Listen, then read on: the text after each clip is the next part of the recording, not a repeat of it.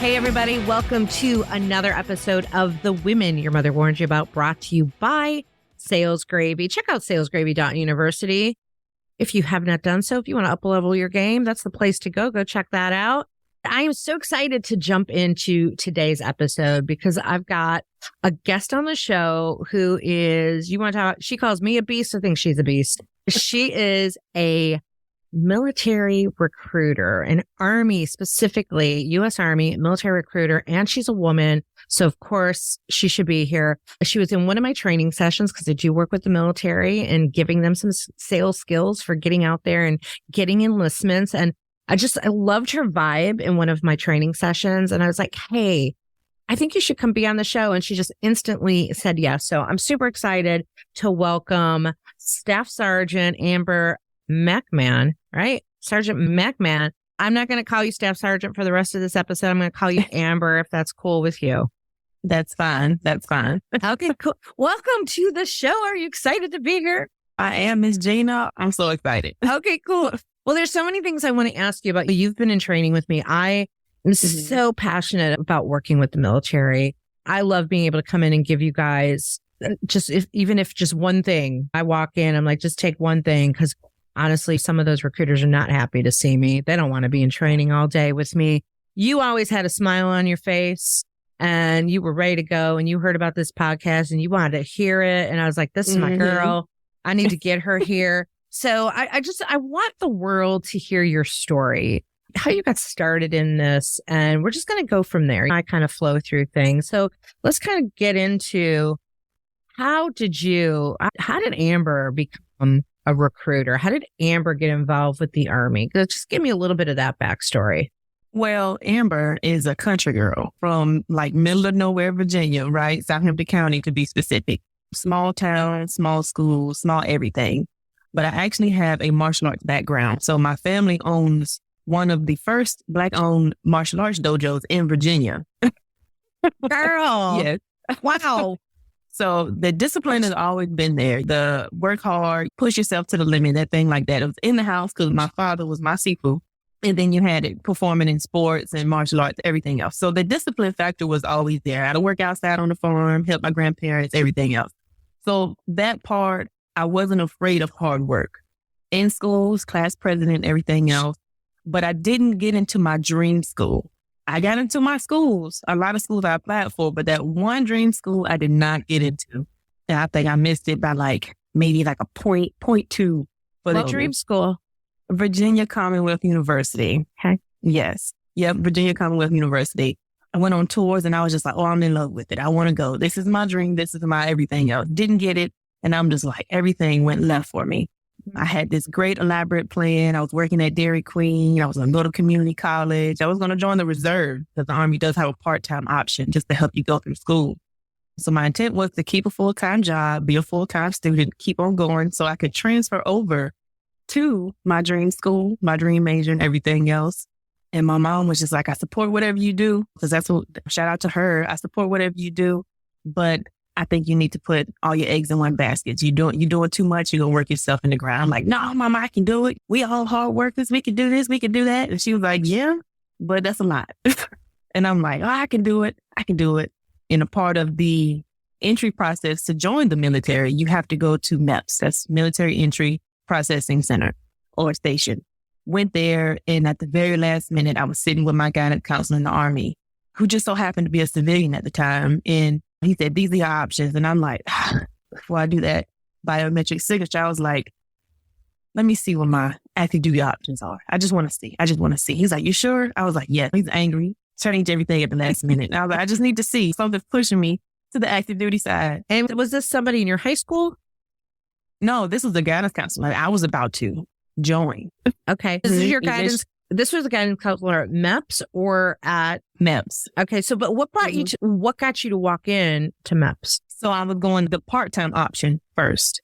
Okay. So I was going to go Army to help me pay for school. Okay. And then switch over to my full-time Virginia Commonwealth University to get into my dream school. Okay. And who told you about this option to get school paid for? Oh, my recruiter. I walked right into the office. I just walked right in. So you actually were like, you're the dream candidate for a military recruiter? You walked in. I was super, super small, never been in trouble, like in shape. I just walked in like, can y'all help me pay for school? You're like, yeah, sit right down. Like, what made you think about going and doing that? Did you come from a military family? my dad was in the Army, but he never pushed it. Okay. So it was just kind of there. I don't know. It was, everything happens for a reason. Yeah. But how did you know that could be an option to get school paid for? Honestly, I didn't. Okay. All right. Honestly, I didn't. Okay. I didn't mean to keep interrupting you, but I'm just, You're all right. I want to know your story. I didn't know.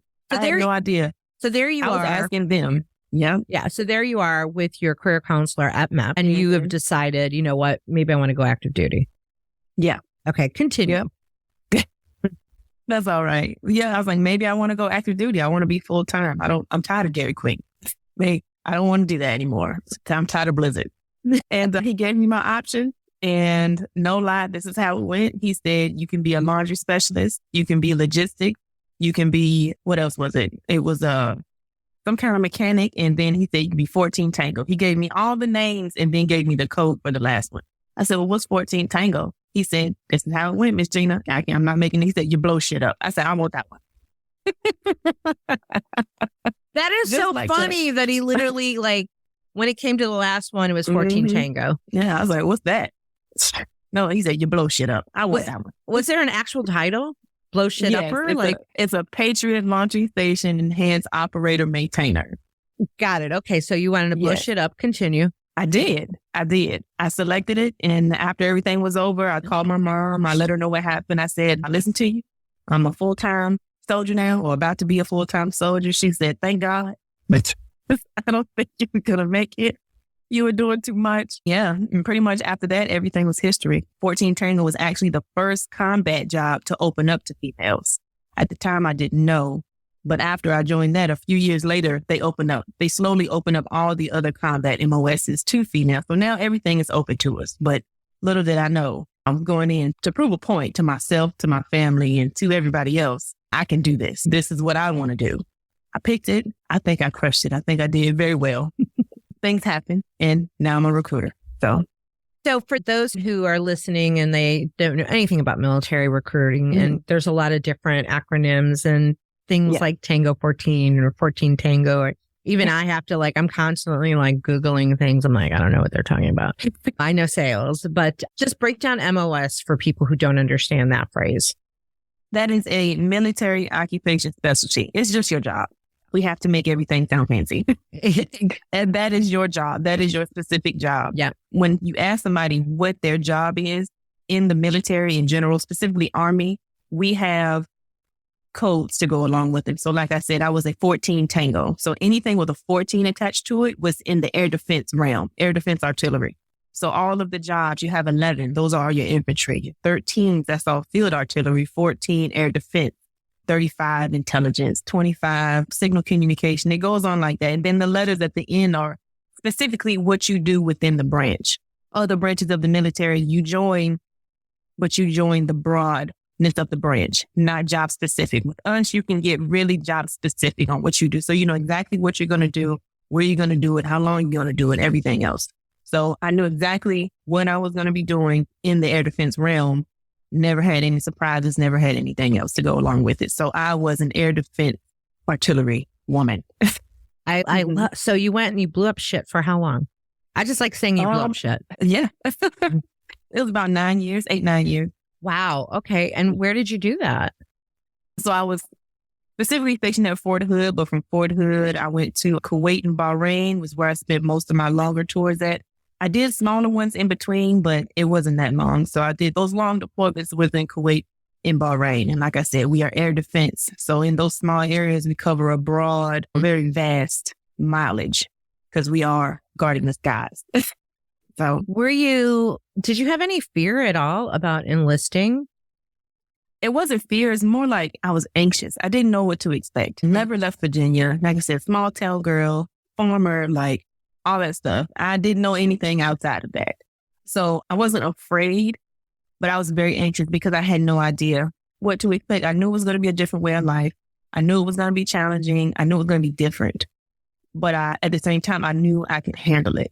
It's just a matter of embracing it and just running with it. Yeah. And I did. And you did. Yeah. So how did you end up in recruiting? How'd that happen?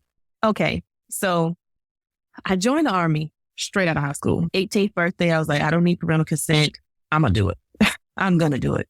I did it and I left, and here I am. I have 2 kids now, 9 and 10. So things change. I'm married. I wasn't married then, no children then. So had all of my great, wonderful time blowing shit up and everything else. And things change. That's a very high tempo job. So every other year you're gone, training, you're gone. Those kind of things you have to train, because when it comes time for real life scenarios, you have to act. So with all of the rotations and everything else that we had to do as a mom, in my personal preference, it wasn't family friendly. Although I was having a great time and I was learning a lot, I feel like I was touching lives, being that positive leader and everything else that a lot of people didn't have or they wanted to have, but just being different because I'm not a by the book type of person. I lead how I feel. I take care of my people. They call me Mama Mac. They used to call me Mama Mac because I didn't play. And everybody knew.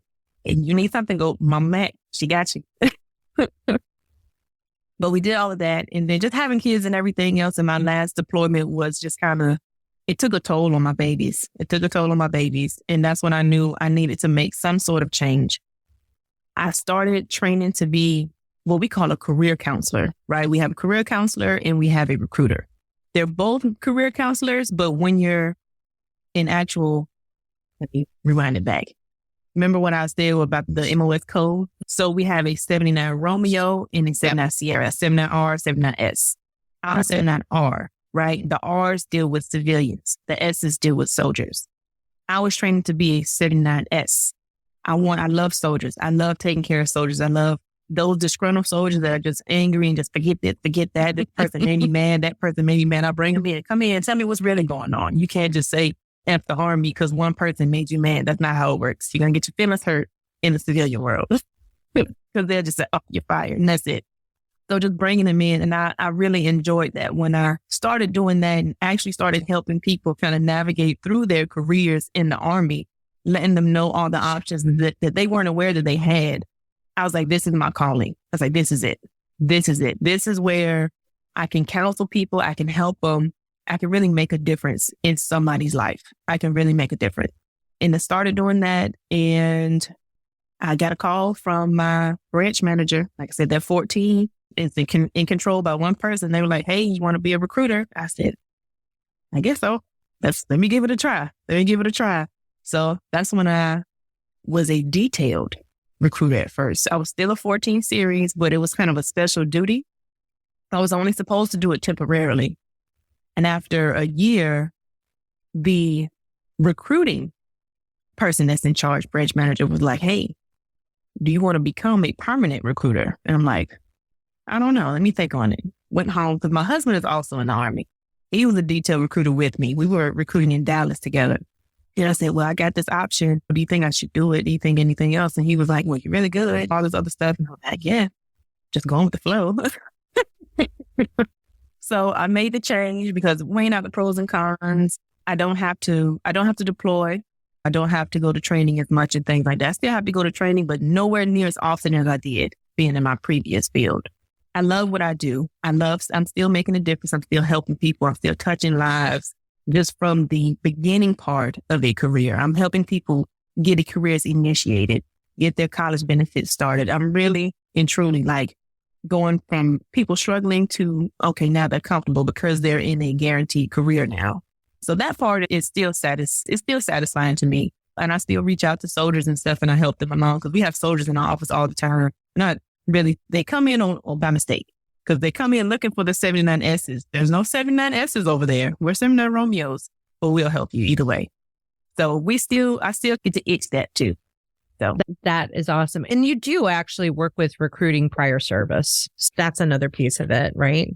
Right. Getting them to come back. Yeah. And so, oh man, what happened? And that one person made them mad. And I'm just like, you should have talked to me before. But it's okay.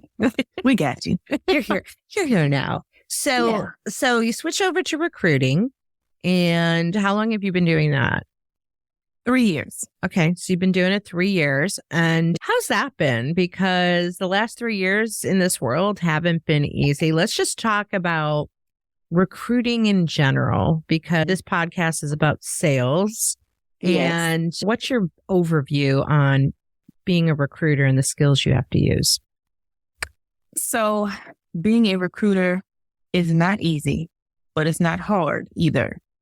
So one of the pointers that you talked about in your training that I talk about all the time is the 90-day turnaround, right? 30 days of work, 90-day turnaround. That's when you'll really see it. But for us, we have to do it all the time, because even though that 30 day you put in, you're going to see the 90 days, you have to keep putting in that 30 days. So how we teach it is, if you plan on only being here temporarily, you put in those 30 days of work. Your second and third year here, because it's a 3-year temporary assignment, you don't really have to do much of anything, because all your follow-ups and everything else is going to start trickling in. Mm-hmm. I'm going to call you. Oh, I remember you sent me a text message 6 months ago. Things changed in my life. Let me call you back and stuff like that. So it's not a hard job. We do have obstacles to overcome, but you just have to be able to manage your time. And when you do put in the work properly. You can't half-tail stuff. You can't half-tail stuff. You have to do it. You have to do it properly. And you have to really focus and grind when you do. You don't have to put in 8 hours of work a day. You really don't. You really don't. We're in the office from 0900, which is 9 a.m. to 1700, which is 5 p.m. Those are our business hours. Out of all those business hours, you really only have to give about 3 to 4 hours of that work. The other ones, whatever. You can do your prospecting within those few hours and reap the benefits later. So being able to keep people on task, stay on task yourself, because you have squirrel moments all day long. It's people walking in and out of your office and you're in the middle of doing something. It's like, what did you say? What was that? What's that question that you had? All day long. That part for me is hard, because like I said, I'm always trying to help people. I'm always trying to make the process easier for everybody else. And being that 79 Romeo, that 79 R, I'm technically a subject matter expert. So I'm going around helping and still trying to finish my to-do list at the same time. Well, I love that you share that, because I've been in training with you and I work with the Army a lot. And not every recruiter has the same mindset that you do, quite honestly, right? No. It's refreshing to hear you can get this done in a few hours. You can get this done in 8 hours. I've heard recruiters and salespeople in general, right? Down in general, that there's not enough time in their day. They can't get it all done. What do you want me to focus on? And they kind of whine a little bit about it. But you're kind of saying you're kind of debunking that and saying this is doable. So for those that would push back and go, Amber, you're wrong. Mama Mac, you're wrong. What would be your advice to them on how you're able to actually get it accomplished in an 8-hour day? You have to be able to manage your time. You have to be able to delegate tasks, because we get tasks all day long. And I'm guilty of saying there's not enough time in the day, because some days they're over just like that. You feel like you got zero done, but you've been running around like a chicken with your head cut off all day long. There are those days, but for the most part, you have to be able to write your list. You have to be able to say, these are my no fails. We call them glass balls. These are my glass balls for today. The rest are rubber balls. If I drop it, it's going to bounce right back. I can do it tomorrow. You have to be able to identify those. You have to. If you don't identify those, you're going to be scrambling all day long. So and those glass balls are going to drop. You got to get the glass balls done. What are your glass balls? It changes every day.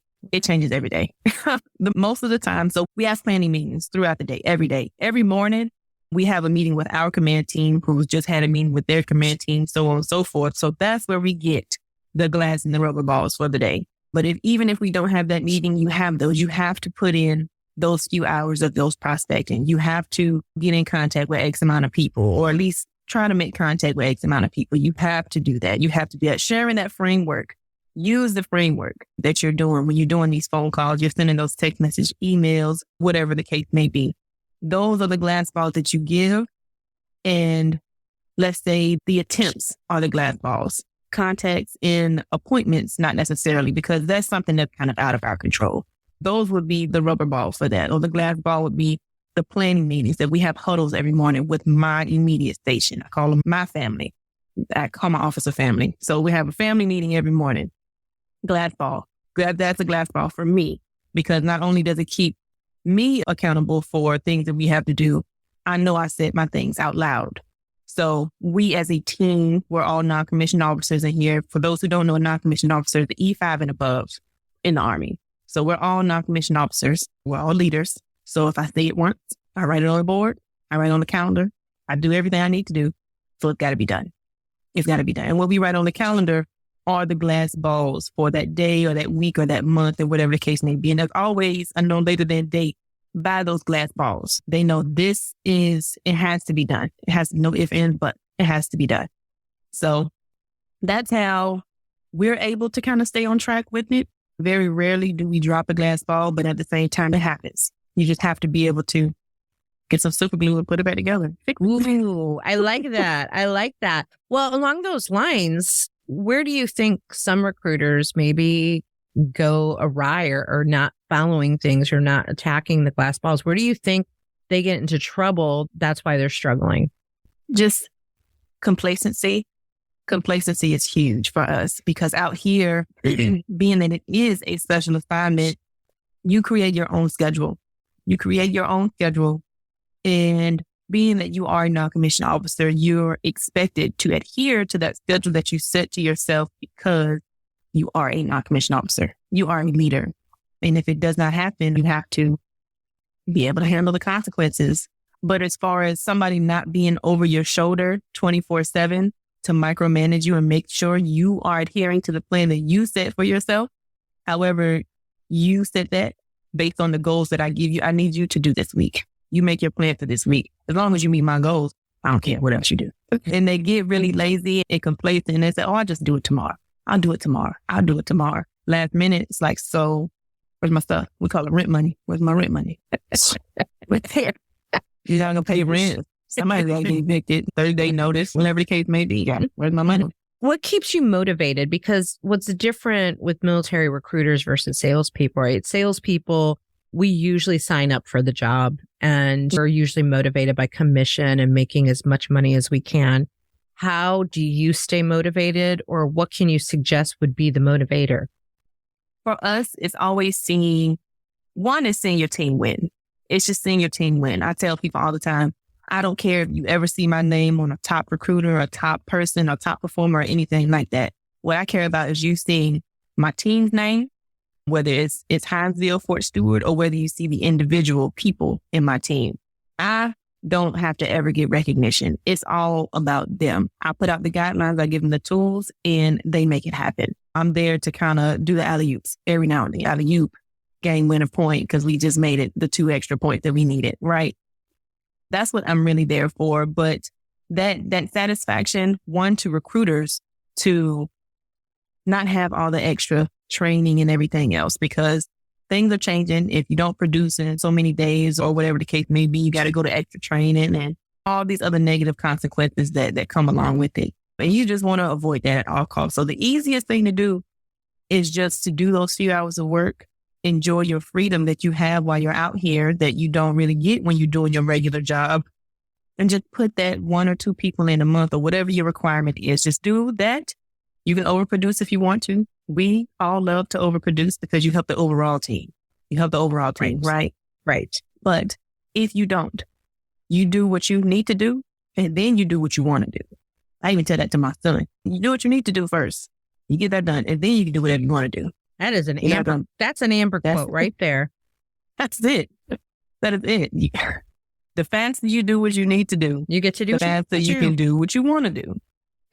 Now, some recruiters, they're put into the recruiting assignment, but they didn't really sign up for the recruiting assignment. Is that correct? Right. That is correct. What do you do with those? Because those are the harder ones, aren't they? They're different. Some people are just ready to attack it head on. Okay, I'm here. I know there's no way out. Just give it to me. But then you have the ones that are just disgruntled. I don't want to do it. I want to go back. I want to do this. This is stupid. This is bad. And I'm like, suck it up. We got to do it. We got to make it fun. That's just life in general. Yeah. You're going to go through periods. You're going to have jobs. You're not going to enjoy every day of it. You got to go through the suck every now and then. Though recruiting isn't the suck necessarily, it's pulling people out of their comfort zone. And I just posted a reel about getting out of your comfort zone and being uncomfortable yesterday, actually. You have to be uncomfortable in order to be comfortable. Recruiting is one of the most challenging positions in the military in general. It doesn't even mean have to be Army. It's military and it's the most stressful, mentally stressful position that you have. And it can be challenging, but it can also be extremely rewarding and extremely fun. You have to make the best out of it. Just like, again, in your training, I keep going back to your training, that energy has to be there. Like that family has to be there. That sense of togetherness, that camaraderie has to be there. Even if they are disgruntled, like you have to figure out a way to attack it. Every person on your team is different. Every person receives differently. Every person gives differently. And you have to be able to distinguish the difference between all of your peers, all of your subordinates, or whatever the case may be, even your people that are higher than you. You have to know how to give and receive properly based on that person. You can read black and white all day long, but I know if I tell this one person, hey, I put this on the calendar, just get it done. I know it's going to be done, right? But if I have another person, hey, I put this on the calendar, it's going in one and out the other. So I have to, hey, don't forget. Let me put 8 sticky notes on your computer so you don't forget. Or, hey, you do this for me real quick. You have the rest of the day off. Something like that. You have to figure out what motivates them. What do you want? What do you want? What do you need from me in order for you to perform like I need you to perform?